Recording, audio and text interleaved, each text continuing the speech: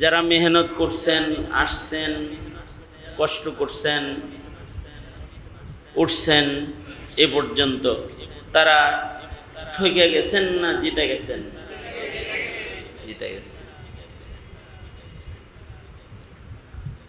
এই যে এখানে বসছেন, আল্লাহ পাকের নাম উচ্চারণ করছেন অনেকবার, অনেকবার সুবহানাল্লাহ উচ্চারণ করছেন, অনেকবার আলহামদুলিল্লাহ উচ্চারণ করছেন।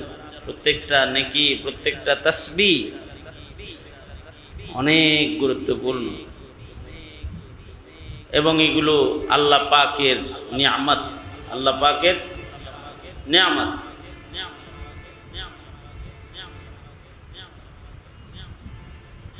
যাদেরকে আল্লাহ তাআলা নেকির কাজ করার সুযোগ দেয়, তাদেরকে আল্লাহ তাআলা সবচেয়ে বড় নিয়ামতটা দিয়ে দেয়। টাকা বড় নিয়ামত না নেকি বড় নিয়ামত? যাদেরকে আল্লাহ ক্ষমতা দান করে, দুনিয়ার জিন্দেগিতে তাদেরকে ইজ্জতের চেয়ার দেয়, আর কাউকে আল্লাহ তাআলা ইবাদতের তৌফিক দান করে। ইবাদতের তৌফিকের মসনদটা ক্ষমতার মসনদের চাইতে কম দামি না বেশি দামি?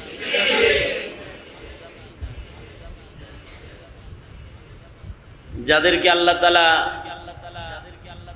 আল্লাহওয়ালাদের একটু সোহবতে যাওয়ার সুযোগ দেয়, এই যে আসছেন, বসছেন, আলেম ওলামার সান্নিধ্য সোহবতে বসছেন, এটা কত বড় দামি নিয়ামত। সোহবতের নিয়ামতটা অনেক বড় দামি নিয়ামত। সান্নিধ্য, নেক সান্নিধ্যের নিয়ামত অনেক দামি। মানব জীবনের সকল ইবাদতের চাইতে একটা ভালো সোহবতের মূল্য বেশি। যেমন কেউ নবীজির সান্নিধ্য সোহবত অর্জন করেছে, সান্নিধ্য অর্জন করার পরে সে ইন্তেকাল করেছে, মারা গেছে, আর আরেকজন ৮০ বছর ৯০ বছর ইবাদত করেছে, লাইলাতুল কদর, রমাদানুল মুবারক, হজ্জে বাইতুল্লাহ সব করছে, ইলমি গবেষণার কাজ করছে। যেমন ইমামে আজম আবু হানিফা রহমতুল্লাহ আলাইহি বলা হয় উনি রুইয়াতান তাবেঈ, অর্থাৎ রাআ আনাসান, তিনি নবীর সাহাবী হযরত আনাসকে দেখছেন, তাইলে উনি তাবেঈ রুইয়াতান বিল ইত্তেফাক, রুইয়াতান তাবেঈ। ওনার জীবনের ইবাদতের সংখ্যা কিরকম? ওনার জীবনে উনি ৫৫ বার শুধু হজ্জে বাইতুল্লাহ করছেন। কতবার? একবার হজ্জে বাইতুল্লাহর দাম কিরকম? এই হজের মৌসুম চলছে এখন, সারা জিন্দেগির সব সেজদা, সারা জিন্দেগির সকল সাদাকা, সারা জিন্দেগির সকল নওয়াফিল একত্রিত করলেও হজ্জে বাইতুল্লাহ সমান হবে না। কারণ হজ্জে বাইতুল্লাহর ইবাদতটা এত দামি যে আল্লাহর জন্য হজ করে ফেলল, তার জিন্দেগির পেছনের সব গুনাহ মাফ। আর হজ্জে বাইতুল্লাহ এমন একটা ইবাদত যে ইবাদতটা এর প্রতিদান একমাত্র আল্লাহ পাকের জান্নাত। আল হজ্জুল মাবরুর লাইসা লাহুল জাযাউ ইল্লাল জান্নাহ। আল্লাহর নবী বলেন, কবুল হজের প্রতিদান জান্নাত ব্যতিরেকে অন্য কিছু দিয়ে হবে না। সুবহানাল্লাহ বলেন। কবুল হজের প্রতিদান কি? জান্নাত ব্যতীত অন্য আর কিছু দিয়ে এর প্রতিদান হয় না। কয়টা হজের প্রতিদান? জান্নাত। বলেন কয়টা হজের প্রতিদান? জান্নাত। সাহাবী, তাবেঈ, তাবে তাবেঈ, এই তিন যুগে কেউ যদি হজ্জে বাইতুল্লাহ করে মারা যায়, তাইলে আকীদা ছিল ওই সময়ের মানুষের যে এই লোকটারে আল্লাহ তাআলা জান্নাতে দিব, এর লেগে হজ করায় আল্লাহর কাছে সব মাফ করায় লয়ে গেছে। শরীয়তে ইসলামের বিশেষ 3টি ইবাদত আছে, যে ইবাদতগুলো করার পরে কেউ যদি মারা যায়, 3টা ইবাদত এমন আছে যে ইবাদত করার পরে কেউ যদি ইন্তেকাল করে, তাইলে বোঝা যায় যে এই ইবাদতগুলো যেহেতু আল্লাহ করাইছেন। এই মুসলমান ভাই, আমার গরম লাগে না, এদিকে যা। হ্যাঁ, কোন মেশিন? আমার মেশিন না তোর মেশিন? লাগা লাগা, তাড়াতাড়ি লাগা। না করিস না, আমি অল্প কিছু সময় কথা বলার ইরাদা, বেশি সময় না। খেয়াল করে শুনলে কথাগুলো স্মরণ থাকবে। আর আজকে বেশি কথা বলা ঠিক না, সামনে আরো 2 দিন প্রোগ্রাম আছে। যত তাড়াতাড়ি শেষ করে দেওয়া যায় তত তাড়াতাড়ি আল্লাহর বান্দাদের আরাম। আরো 2 দিন তারা এখানে আসবে, লাগাতার 3 দিন নসিহতের আয়োজন। ইশার করতে হয়, পরের দিনগুলোর জন্য ইশার করা। এই কারণে আমার তো উচিত ছিল বৈশা আপনাদের নিয়ে ইস্তেগফার করে দোয়া পড়া আপনাদের বিদায় দিয়ে দেওয়া, কিন্তু আবার ইন্তেজামে যারা আছে তারা বলবে যে হুজুর কিছুই বললো না। আপনারা যারা আছেন তারা বলবেন যে 5 তলার উপরে উঠছি, একটা কথাও কইল না, এটা কোনো কাম করলো, লোকটাই ভালো না। এই ধরনের অভিযোগ থেকে বাঁচার জন্যে আমি কয়েকটা কথা বলতেছি। তাই আমি আবার বলি, কয়টা ইবাদত করার পরে ইন্তেকাল হইলে মনে করা হয় যে খুশনসিব বান্দা, আল্লাহ একে জান্নাত দেওয়ার জন্য এই কামটা করছে। এটা সাহাবী, তাবি, তাবে তাবি সবাই মনে করতো যে 3টি ইবাদতের পরে কারোর যদি মৃত্যু হয় তাহলে এটা খুশনসিবি মত, আল্লাহ তাআলা তাকে আসলে জান্নাত দেওয়ার জন্য এমনটি কাণ্ড ঘটায়। 3টা ইবাদতের ভেতরে একটা ইবাদত যেটা চলে গেল, রমাদানের রোজা। কেউ যদি 30 দিন রোজা রাখার পরে ইমাম বুখারীর মতো যদি ঈদের দিন মরে যায়, তাহলে খুশনসিবি মরণ, একেবারে জান্নাতের সার্টিফিকেটওয়ালা মরণ, জান্নাতের সনদওয়ালা মৃত্যু এটা। কারণ আল্লাহর রাসূল কি বলেছেন? আল্লাহর রাসূল বলেছেন, قال رسول الله صلى الله عليه وسلم من صام إيمانا واحتسابا غفر له ما تقدم من ذنبه। আল্লাহর রাসূল সাল্লাল্লাহু আলাইহি ওয়াসাল্লাম বলেন, ঈমানের সাথে ইহতিসাবের সাথে যারা রোজা রাখলো তাদের জিন্দেগীর সব গুনাহ মাফ। রোজার মাস শেষ হয়েছে, গুনাহ সব মাফ হয়েছে, কাফনের ভিতরে ঢুকছে, আসলে আল্লাহর জান্নাতের ভেতরে ঢুকছে। এটা একটা। আরেকটা ইবাদত হলো কারোর যদি উমরা নসিব হয়, কেউ যদি বাইতুল্লাহ চলে যায়, কাবা ঘর তওয়াফ করে, সাফা মারওয়ার সাই করে, এটা যদি কারোর সুযোগ হয়ে যায় তাহলে আল্লাহ যাকে তার ঘরে ডেকে নেওয়ার পরে, উমরা করার পরে যদি কাউকে নিয়ে যায়, তাহলে বোঝা যায় যে আল্লাহ আল্লাহর প্রিয় বানায়া সিল লাগায় আল্লাহর কাছে ডান দেয় আর টান দিয়ে নিয়ে যায় যে আয় আমার কাছে চলে আয় সরাসরি। আর একটা আমল হলো কারোর যদি আরাফার হাজিরা নসিব হয়ে যায়, ইয়াউমুল আরাফাতে, আরাফার মাঠে কেউ যদি চলে যায়, আল হাজ্জু আল আরাফা, কেউ যদি আরাফার মাঠে গেল তাহলে সে হাজি হয়ে গেল, তার জীবনের সব গুনাহ মাফ। রিওয়ায়াতে আছে আরাফার দিনে আরাফার উপর দিয়ে কেউ যদি সওয়ারিতে ঘুমন্ত অবস্থায়ও আরাফা অতিক্রম করে, ইয়াউমুল আরাফাতে অতিক্রম করে চলে যায়, তাইলে ওখানে আল্লাহর ক্ষমার দস্তরখানটা এত বিস্তৃত যে এই লোকের জীবনের সব গুনাহ আল্লাহ তাআলা সাথে সাথে মাফ করে দেয়। তাহলে একটা আরাফার হাজিরার কিরকম দাম? যে আরাফার কারণে সে হাজি হয়ে গেল, আরাফার কারণে তার জীবনের সব গুনাহ, বলেন সব গুনাহ মাফ হয়ে গেল। সব গুনাহ যার মাফ হইল তার কি দোজখ রইল না, সে জান্নাতি হয়ে গেল? এইরকম হজ্জে বাইতুল্লাহ ইমামে আজম আবু হানিফা রাহমাতুল্লাহ আলাইহি করছেন 55 বার। শুধু হজ করছেন 55 বার। উমরা এগুলোর কোনো হিসাব নাই। হযরত উমর 5 বার হজ্জে বাইতুল্লাহ করেছেন। আল্লাহর রাসূলের ওফাতের পরে ওনারা বেঁচে ছিলেনই বা কতদিন? মদিনার থেকে মক্কায় পায়ে হেঁটে যেতে হতো, তার ভেতরেও 5 বার হজ করছেন। বারবার গেছেন কেন? হযরত উমর রে বলা হয়েছে হজের দাম বেশি না সদকার দাম বেশি, এত বারবার যাওয়ান লাগবো কেন? হযরত উমর কয় কিসের সাথে কি মিল দেয়, কিসের সাথে কি? আমাদের দেশে বলে না কি এর লগে কি পান্তাভাতে কি,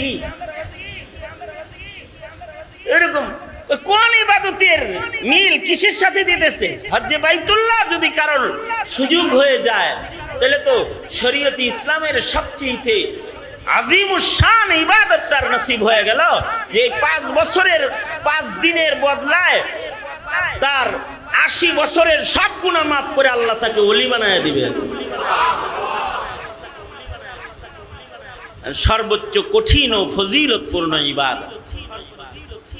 আব্দুল্লাহ ইবনুল মুবারক রাহমাতুল্লাহ আলাইহির জীবনে 80 বারেরও বেশি হজ উমরা আছে। তাও কিরকম হজ? হজ হলো ওনার হজ ছিল এরকম। আব্দুল্লাহ ইবনুল মুবারকের হজ কিরকম ছিল? তো উনি হজে যাওয়ার আগে ঘোষণা দিতেন, কারা কারা হজে যাবি? সবাই মিলা রাজি হইতো, হযরত আপনার লগে হজে যাব। তো উনি সবার টাকা জমা নিতেন, নিয়ে সকলকে নিয়ে হজে যেতেন, ভালো ভালো খাওয়াইতেন, সুন্দরভাবে মাসাইল সহ হজ করাইতেন। করায় আইসা বাড়িতে আইনা আবার বলতেন তুমি যে টাকা দিছিলা এটা খরচ হয় নাই, নাও তোমার টাকা ফেরত নাও। সবাই টাকা আবার ফেরত দিয়ে দিতেন। অর্থাৎ শুধু নিজের টাকায় হজ করতেন না, যারা আল্লাহর মেহমান তাদেরকে নিজের টাকা দিয়ে হজ করাইতেন। এই উনার 80 বছরের হজ উমরা, 80 বারেরও বেশি হজ উমরা, অথবা ইমামে আজম আবু হানিফার 55 বারের হজ, অথবা সারা জিন্দেগীর ইলমি গবেষণা মাযহাব দাঁড় করাইছেন, ইলমি খাদামাত সব যদি এক জায়গায় করা হয়, আর আল্লাহর রাসূলের সোহবত উঠাইছে 1 সেকেন্ড, নবীজিরে দেখছে, নবীর সোহবত নিছে, কালেমা পড়ছে, মরে গেছে, আর কোনো সামান তার নাই, এইটুকুই আছে। এই রকম হজ উমরাওয়ালা তাবেঈ সব এক জায়গায় কইরাও মিজানের পালার একদিকে রাখলে, একজন সাহাবীর একটা সোহবতকে আরেক দিকে রাখলে সাহাবীর সোহবতের ওজন আল্লাহর আদালতে বেশি হয়ে যায়। আপনারা আমরা আর নবীর সোহবত তো আর পাইতাছি না, অথবা তাবেঈর সোহবত পাইতাছি না, তাবেঈকেও পাইতাছি না। যারে পাইতাছি তার সামনেও যদি বসি তাহলে এই নেক সোহবতটার মূল্য সামনের জগতে আসা মানুষের, যারা এই নেককারকে পেল না, তাদের হাজার ইবাদতের চাইতে ওই যে যারা পূর্বের জমানার বুজুর্গদেরকে পেয়ে সোহবত উঠায়েছে, তার সোহবতের মূল্য সামনের জগতে আসা মানুষের 80 বছরের ইবাদত 90 বছরের ইবাদতের চাইতে অনেক বেশি দামি হয়ে যাবে। সে একটা ভালো সোহবত উঠাইছে। এই জমানায় মাহফিলগুলোতে আপনারা যাদেরকে পান, যে সকল মানুষগুলো আসে, আগামীর প্রজন্ম তাদের হয়তো পাবে না, তাদের ইবাদতের চাইতে আপনাদের সান্নিধ্যের মূল্য বেশি হবে, এটাই প্রমাণ করে। তাহলে এত বড় একটা নেকির কাম, এটার শুকরিয়া আছে না? শুকরিয়া কখন করবে? যখন সে এটার মূল্য বুঝবে তখন করবে। মানুষ চোখের কদর করে, চোখের কদর করে না, কানের কদর করে না, দাঁতের কদর করে না। একটা দাঁত যদি নড়াচড়া শুরু করে তাহলে ডেন্টালিস্ট দেখাইতে দেখাইতে মরে যায় বাচ্চা, ঠিক না? এরকম অবস্থা না, যায় বয়ে থাকে।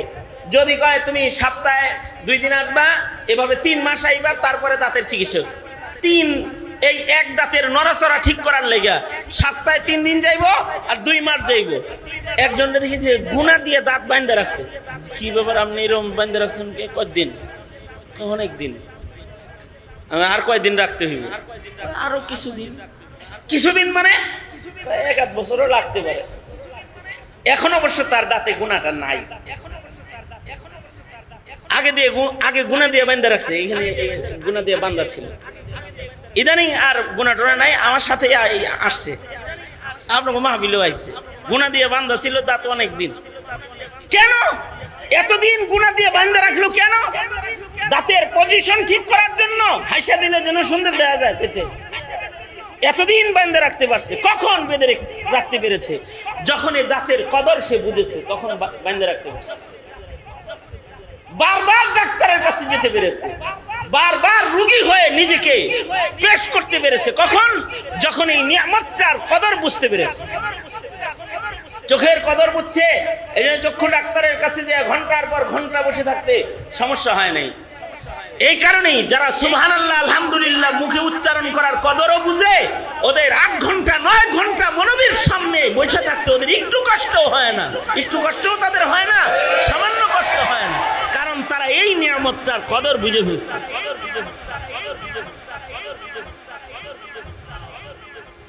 এজন্য আগে তো নিয়ামতের কদর বুঝতে হবে না।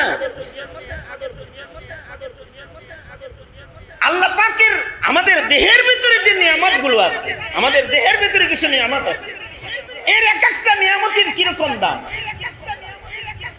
আমাদের এক বুজুর্গ এক মসজিদে গেছেন, যা দেখে মসজিদের এরকম পিলারের সাথে হেলান দিয়ে একজন বয়ে বয়ে ঘুমাইতেছে। উনি যে জিজ্ঞেস করছেন, এই তুমি হেলান দিয়ে ঘুমাও কেন? সোজা শুয়ে পড়ো।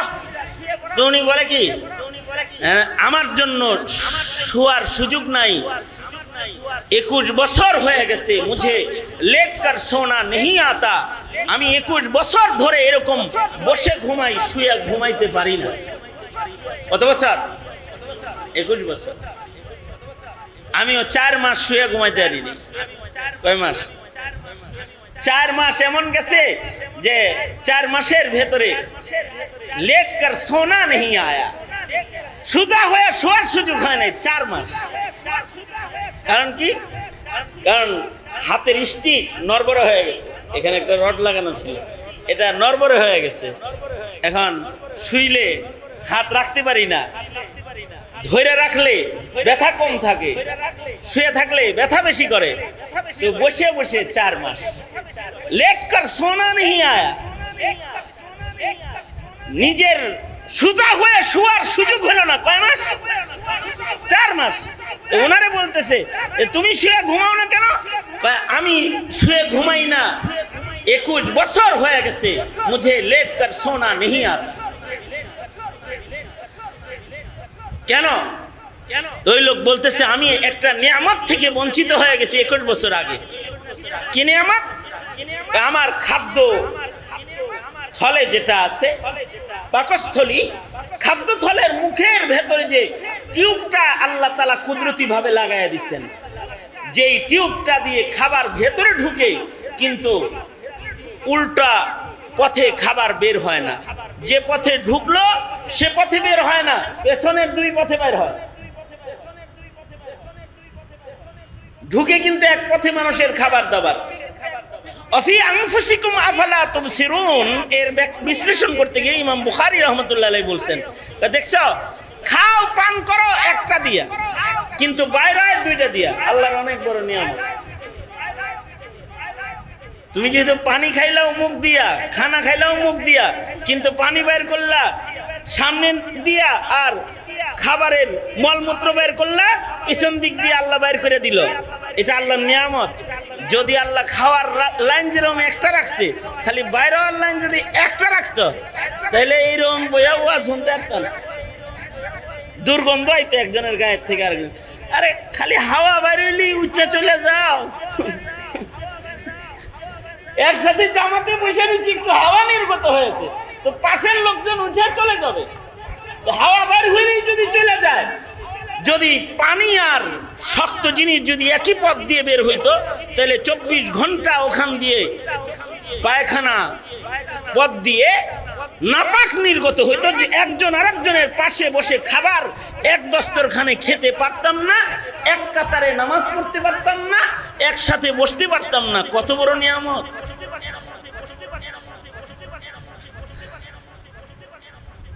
এই তো খাবার যে টিউব দিয়ে ঢুকতেছে আর বাইর হইতেছে অন্য পথে, কিন্তু ওই লোক বলতেছে যে আমার এই খাদ্য থলির এই টিউবটা ছিঁড়া গেছে গা, এই টিউবটা ছিঁড়া গেছে।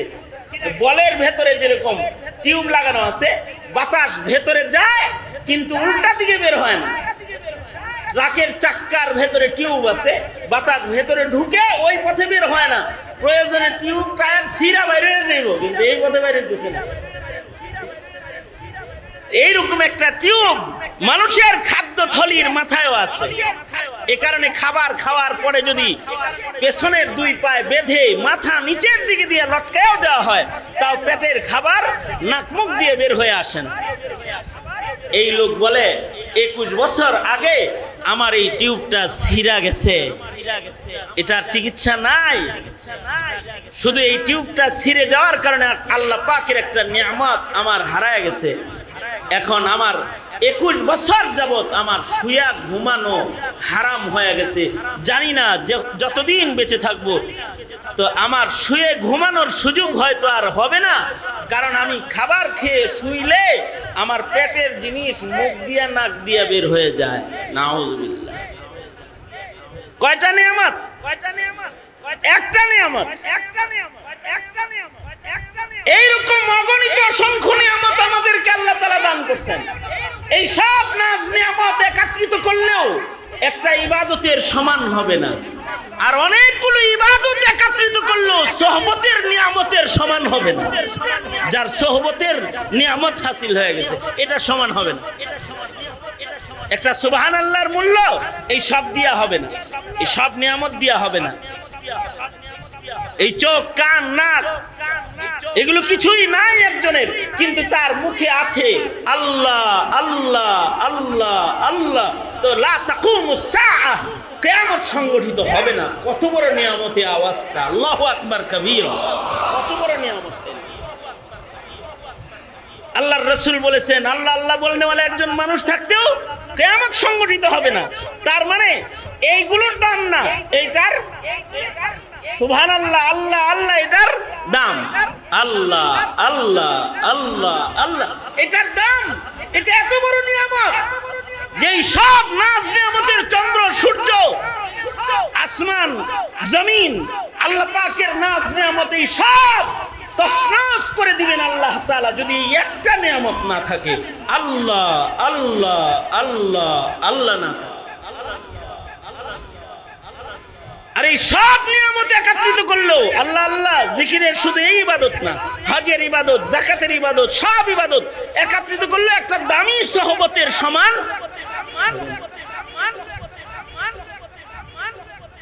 এ কারণে এই সোহবতে গেলে পরে দিল নরম হয়,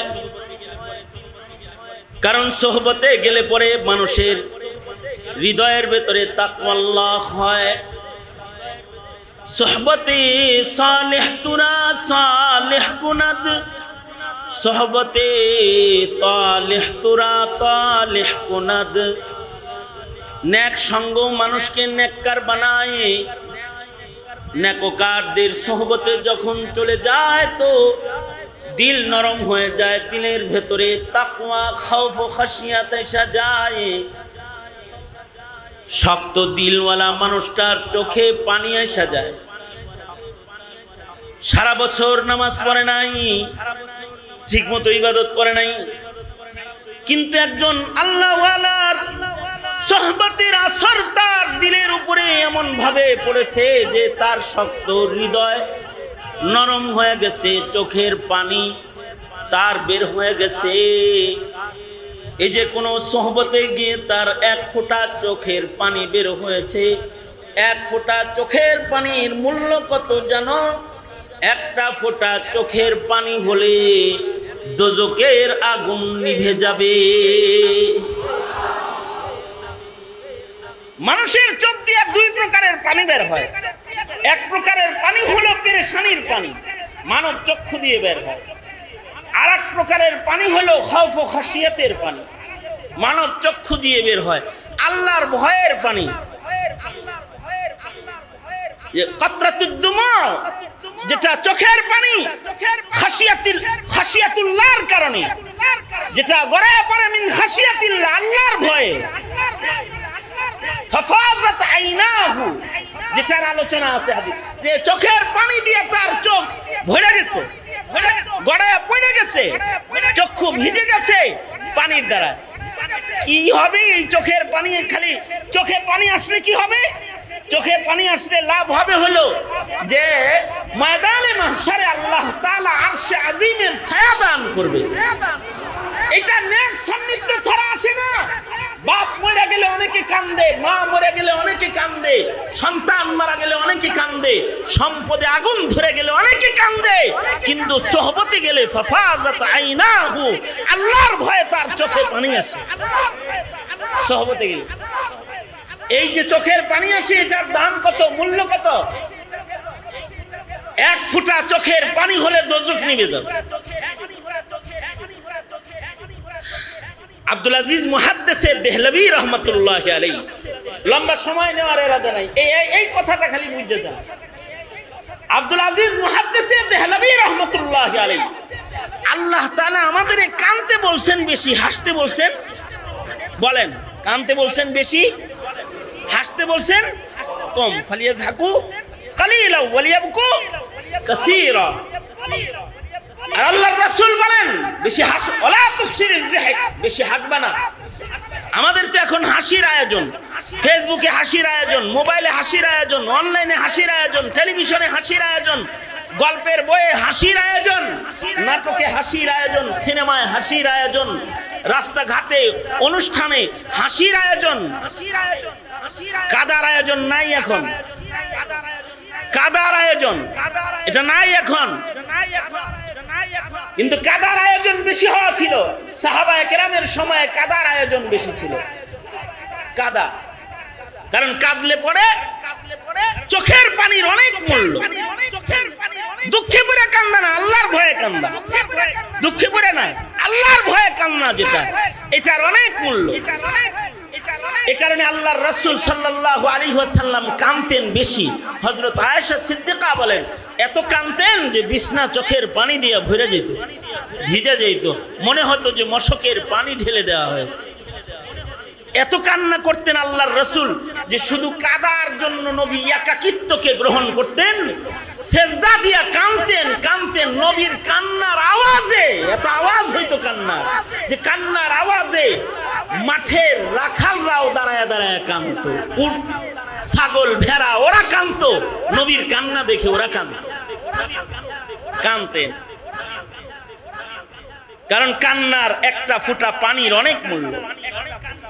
কান্নার পানি যেটা মানুষের চোখ দিয়ে বের হয়, এক ফোঁটা চোখের পানি, এটা দোজখের আগুন নিভায়া দিবে, দোজখের আগুনকে নিভায়া দিবে চোখের পানি। কাতরাতান, দুটি ফোঁটা আল্লাহর কাছে দামি, চোখের পানির ফোঁটা আর গায়ের রক্তের ফোঁটা, যেটা কাতরাতুদ দুমু, যেটা আল্লাহর ভয়ে বের হয়েছে, আর কাতরাতুন ফি সাবিলিল্লাহ, আল্লাহর রাস্তায় যে গায়ের রক্তের ফোঁটা বের হয়েছে, যেটা ফিলিস্তিনের মজলুম মুসলমানদের ঝরতেছে রক্তের ফোঁটা। আরেকটা হলো চোখের পানির ফোঁটা। শাহ আব্দুল আজিজ মুহাদ্দিসে দেহলভী রাহমাতুল্লাহি আলাইহি, ওনার যুগে একটি আজব ঘটনা ঘটেছে। সেটা হলো এই, এক মাইয়িতকে কবরস্থ করেছে, তার বন্ধুকে কবর দিয়েছে। আমি মুখতাসারে বলতেছি, কয়েক রিওয়ায়াতে ঘটনা বর্ণনা হয়, এক একটা এক এক রকম। আমি মুতামাদ আলাইহি একটি বর্ণনা আপনাদের কাছে বলতেছি যে লোকটা তো ইন্তেকাল করেছে, তো তাকে দাফন করার জন্য ভিক্ষা চাইতো, আর একজন ছিল দাতা, দানকারী, সে দিত। সায়েল ভিক্ষা চাইতো আর দাতা তিনি দিত। কয়েকদিন হয়ে গেছে সায়েল ভিক্ষুকটা আসে না, এই ভিক্ষুক যে আসতেছে না, এই যিনি সাদকা করতো তার মাথা গরম হয়েছে। কি ব্যাপার, প্রতিদিন কিছু সাদকা করতাম, সাদকার আমল বন্ধ হয়ে গেল যে? আমল বন্ধ হয়ে গেলে সে যে ভিক্ষুক আসতো, এই ভিক্ষুককে আসে না কেন এটা দেখার জন্য তার বাড়ি চলে গেছে। আমরা যাই, আমাদের কাছে যদি আসা যাওয়া বন্ধ করে তাহলে আলাই বালাই মাসকালাই গেছে গা, এই জঞ্জাল গেছে, ভালো হয়েছে, মরছে মনে হয়, এলা আমাদের হালাত। আর উনি গেছে কেরে, ভিক্ষুক আসে না কেন?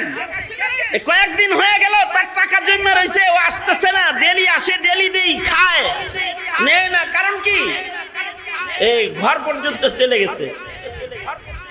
যা বলে, কিরে ভাই, প্রতিদিন তুমি ভিক্ষার জন্য আমার দুয়ারে দাঁড়াও আর আমি তোমাকে ভিক্ষা দেই,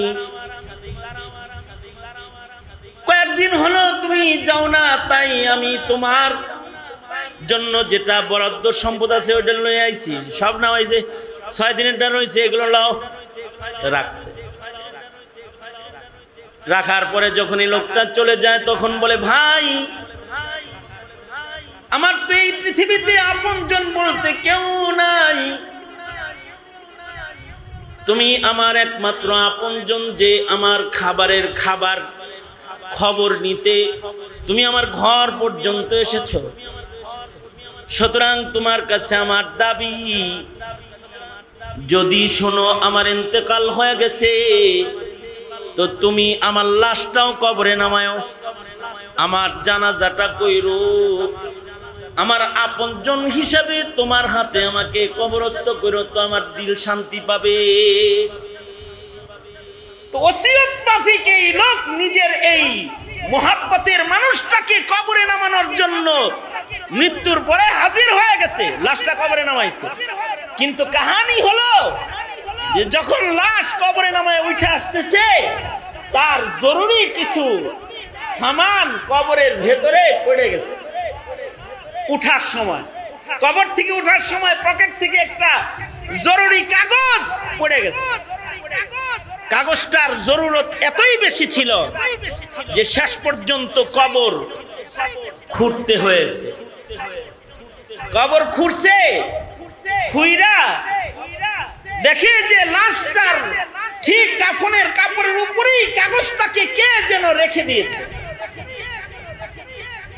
কাগজটা হাত ঢুকায়া কবর থেকে যখন উঠাইতেছে, তখন হাত বের হওয়ার সময় হাতটা কবরের মাটি ও বাঁশের সাথে টাচ লেগে গেছে। এই যে কবরের মাটির সাথে হাত টাচ লাগছে না, এবার এই হাত অসুস্থ হয়ে গেছে, হাতের ভেতরে জ্বলন, অর্থাৎ এর আগে কবরে আগুন জ্বলতেছিল, যখন জরুরতের কাগজের জন্য হাত ঢুকাইছে, আগুন আল্লাহর কুদরতে আল্লাহ নিভাইছেন, কিন্তু আগুনের গরমিতে মাটি যে গরম হইছে, বাঁশ যে গরম হইছে, কাগজ তো উঠাইছে, কিন্তু এর সাথে যে একটা ছোঁয়া লাগছে, এই ছোঁয়ার কারণে হাতের জ্বলনের জ্বালা যন্ত্রণার রোগ পয়দা হয়ে গেছে। লম্বা সময় হয়ে গেছে, হাতের জ্বালা যন্ত্রণা ভালো হয় না। পানির ভেতরে হাত ঢুকায় যদি হাতটাকে পানির ভেতরে রাখে কিছুটা আরাম লাগে, আবার পানির থেকে হাতটা বের করার সাথে সাথে হাত জ্বলে, হাতের ভেতরে জ্বালা যন্ত্রণার অসুস্থতা, কোনো ঔষধ কোনো চিকিৎসায় কাজ হইতেছে না। এলাকার লোকেরা বলে, জমানার বুজুর্গ আলেমে দ্বীন আব্দুল আজিজ মুহাদ্দিসে দেহলভী রাহমাতুল্লাহ আলাইহির কাছে যাও, হতে পারে আল্লাহর পেয়ারা কোনো দোয়া করে দিলে, তিনি জমানার বড় বুজুর্গ, তিনি যদি দোয়া করে দেন হয়তোবা হাত ভালো হয়ে যাবে। যাও তার কাছে চলে যাও। তো সবার পরামর্শ মাফিক লোকটা জমানার মুহাদ্দিস আব্দুল আজিজ মুহাদ্দিসে দেহলভী রাহমাতুল্লাহ আলাইহির কাছে চলে গেছে। যা নিজের হাত দেখায় বলে, আমার হাতের এই জায়গা থেকে এই জায়গা জ্বলছে, কেন জ্বলে? কয়েক কবরের ভেতরে হাত দিয়েছিলাম জরুরি কাগজ তোলার জন্য। হাতের ভেতরে কবরের মাটি ও বাঁশের ছোঁয়া লেগেছে। এরপর থেকে জায়গার জ্বলন ভালো হইতেছে না। আব্দুল আজিজ মুহাদ্দিসে দেহলভী বলেন, কবরের আযাবের আগুনের স্পর্শের তাপের একটা ছেক তোমার হাতে লেগে গেছে। এটা তো মৃত্যুর আগে দোজকের আগুনের আসর যেহেতু লেগেছে, এটা মরার আগে আর ভালো হবে না। এই কথা বলতেই এই লোকটার চোখ দিয়ে চোখের পানি ঝরঝর করে ঝরবার লাগছে, আর সে কান্না করতেছে আর বলতেছে যে কবরের ভেতরে আযাব হয়েছে, এমন কবরের মাটি ও বাঁশের ছোঁয়ার কারণেই যদি জ্বলন এত হয়, আমি যদি নিজের আমল, নিজের নেক আমল, নিজের ঈমান ঠিক না করে কবরে যাই, আর যদি আমার কবরের ভেতরে দাও দাও করে আগুন ধরে যায়। আল্লাহর রাসূল বলেছেন দুই প্রকারের কবর।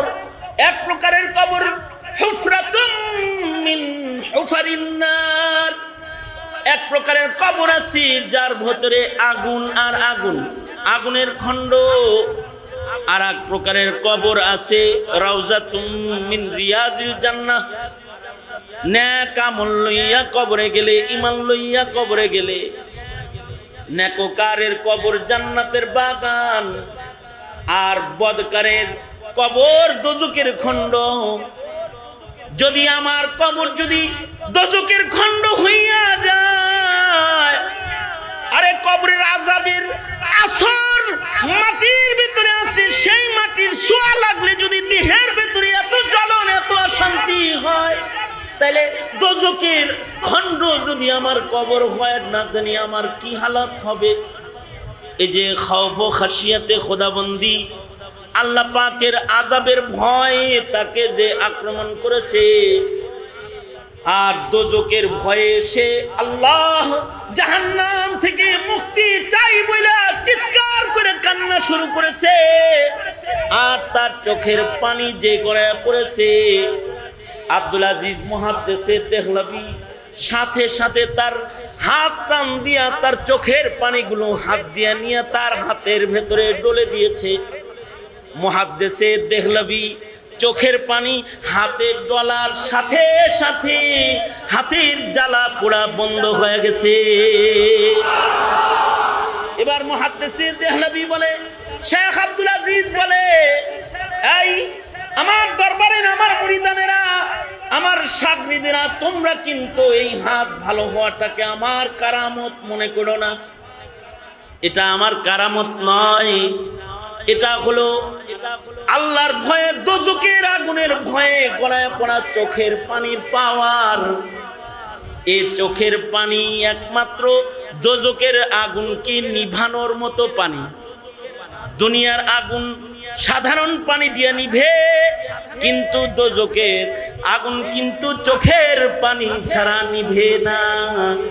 চোখের পানি লাগাইছি তো দোজকের আগুনের জ্বালা পুরা ভালো হয়ে গেছে। এই কারণে বুজুর্গদের কাছে কখনো কখনো নিজের পেছনের গুনাহের স্মরণে কান্না করার নিয়ত করেই যেতে হয়, যে বলবো ওনার সামনে, কাঁদবো আমি, দু ফোঁটা চোখের পানি ফেলবো আমার চোখ থেকে, আল্লাহর আযাব দোজখ থেকে বাঁচার আশা।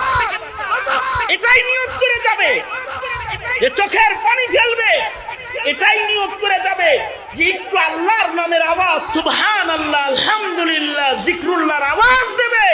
কারণ ফামান ইয়ামাল মিসকালা যাররাতিন খায়রান ইয়ারা, জীবনের এক যাররা পরিমাণ নেকির কাজ যেটা, এটা নামায়ে আমালে থাকবে। আর এই নেকির কাজগুলোই বান্দার দোজখের আগুন থেকে মুক্তির জন্য সামান। তার জিন্দেগীর নেকির কামগুলাই তার জীবনের সবচেয়ে বড় দামি নিয়ামত। আল্লাহু আকবার বলেন, এটা সবচেয়ে দামি নিয়ামত। নেকির কাজের চেয়ে বড় দামি নিয়ামত আর নাই। হ্যাঁ, মানব জীবনের কখনো কখনো ছোট ছোট নেকির কাজগুলো বান্দার দোজখের আগুন থেকে মুক্তির কারণ হয়ে যায়। দোয়া করি 3 দিন ব্যাপী মহতী সম্মেলনের আজকের প্রথম দিনের এই 5 তারা পর্যন্ত উঠা, 2টা কথা শোনা, একটু চোখ শীতল হওয়া, হেফাজত আইনা, চোখের কোনায় একটু পানি আসা, আল্লাহর ভয় আসা, কবরের ভয় আসা, এইটাও অনেক বড় দামি ইবাদত। এইটার উসিলায় আল্লাহ আমাদের মাফ করে দেয়। ওই সামনের 2 দিন এই আমলই হবে।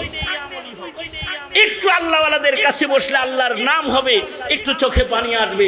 আল্লাহ আমাদেরকে তৌফিক দান করেন, এই নিয়ামতগুলোর কদর করার তৌফিক দান করেন। সবাই ইস্তিগফার করেন। আস্তাগফিরুল্লাহ রাব্বি মিন কুল্লি যামবি ওয়া আতুবু ইলাইহি লা হাওলা ওয়ালা কুওয়াতা ইল্লা বিল্লাহিল আলিয়্যিল আযীম। আস্তাগফিরুল্লাহাল্লাযী লা ইলাহা ইল্লা হুয়াল হাইয়ুল কাইয়্যুম ওয়া আতুবু ইলাইহি। আলহামদুলিল্লাহি রাব্বিল আলামিন। والصلاة والسلام على سيد الأنبياء والمرسلين محمد وعلى آله وأصحابه أجمعين. ربنا آتنا في الدنيا حسنة وفي الآخرة حسنة وقنا عذاب النار. رب ارحمهما كما ربياني صغيرا.